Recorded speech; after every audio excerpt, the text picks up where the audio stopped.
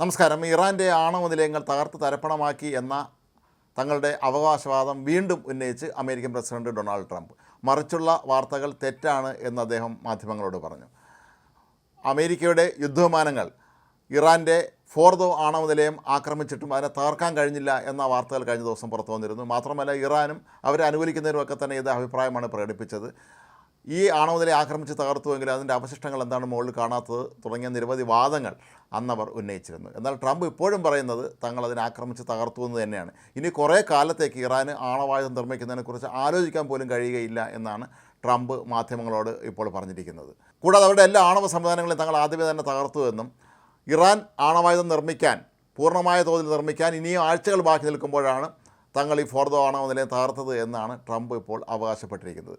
Trump അവകാശപ്പെടുന്നത് അമേരിക്കയുടെ ബോംബുകൾ ഫോർദോ ആണവ നിലയത്തെ വെണ്ണ പോലെ ഉരുക്കിക്കളഞ്ഞു എന്നാണ്. അത്രയും ശക്തമായ തോതിലായിരുന്നു തങ്ങൾ ആക്രമണം നടത്തിയത് എന്നാണ്. അവിടെ ഇപ്പോൾ ടൺ കണക്കിന് പാറക്കെട്ടുകൾ മാത്രമാണ് ഉള്ളത് എന്നും ഈ ആണവ നിലയം മണ്ണോട് ചേർന്നു എന്നുമാണ് ട്രംപ് വീണ്ടും അവകാശവാദം ഉന്നയിച്ചിരിക്കുന്നത്.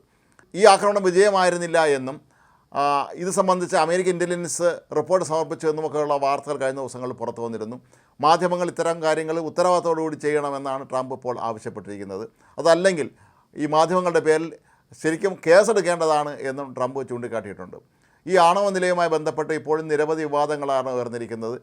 ഇറാനിലെ 3 ആണവ നിലയങ്ങളാണ് ഈയിടെ അമേരിക്ക ആക്രമിച്ചത്. ഇതിലേറ്റവും ശ്രദ്ധേയമായി മാറിയ ഒരു കാര്യം ഫോർദോ ആണവ നിലയം അമേരിക്കയ്ക്ക് തകർക്കാൻ കഴിഞ്ഞിട്ടില്ല എന്ന വാർത്തകളാണ്. കാരണം ഇത് ഭൂമിക്കടിയിൽ വളരെ ആഴത്തിലാണ് സ്ഥിതി ചെയ്യുന്നത്. അതുകൊണ്ട് തന്നെ അവിടെ അമേരിക്കയുടെ ബോംബുകൾക്ക് എത്താൻ കഴിഞ്ഞിട്ടില്ല എന്നൊക്കെയാണ് ഇറാൻ അവകാശപ്പെട്ടിരുന്നത്. പക്ഷേ ഇപ്പോഴും അമേരിക്ക അവകാശപ്പെടുന്നത്, അല്ലെങ്കിൽ ട്രംപ് അവകാശപ്പെടുന്നത്, തങ്ങൾ തീർത്തും ഇതിനെ ഇല്ലാതാക്കി എന്ന് തന്നെയാണ്. ഒപ്പം ഇറാനിലെ മറ്റ് 2 ആണവ നിലയങ്ങൾ നേരത്തെയും അവർ ആക്രമിച്ചിരുന്നു, നഥാനിലെ ഉൾപ്പെടെയുള്ളത്. അതിനെക്കുറിച്ച് ഇനിയും ട്രംപ് പ്രതികരിച്ചിട്ടുമില്ല. ഒരുപക്ഷെ ഈ ആണവ നിലയങ്ങൾ നേരത്തെ തന്നെ തകർന്നോ എന്നുള്ളതിനെക്കുറിച്ച് റിപ്പോർട്ടുകളും നേരത്തെ പുറത്തു വന്നിരുന്നു.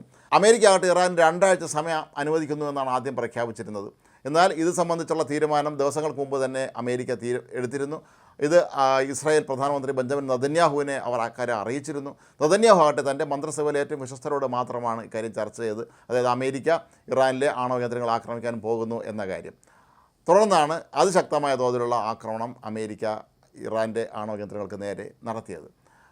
ഇതേ തുടർന്നാണ് ട്രംപ് പ്രഖ്യാപനം നടത്തിയത്, അവരുടെ ആണവ ശക്തി മൊത്തത്തിൽ ഞങ്ങൾ നശിപ്പിച്ചിരുന്നു എന്ന്. എന്നാൽ വിരുദ്ധമായ റിപ്പോർട്ടുകൾ ഇപ്പോൾ നിരന്തരമായി പുറത്തു വരുന്ന സാഹചര്യത്തിലാണ് ട്രംപ് ആവർത്തിച്ച് മാധ്യമങ്ങളെ കണ്ട് ഇക്കാര്യം ശരിയല്ല എന്നും അമേരിക്കൻ ബോംബുകൾക്ക് ഇറാൻ്റെ ഏത് ആണവ നിലയവും തകർക്കാനുള്ള ശേഷിയുണ്ട് എന്നും വീണ്ടും പ്രഖ്യാപിച്ചിരിക്കുന്നത്.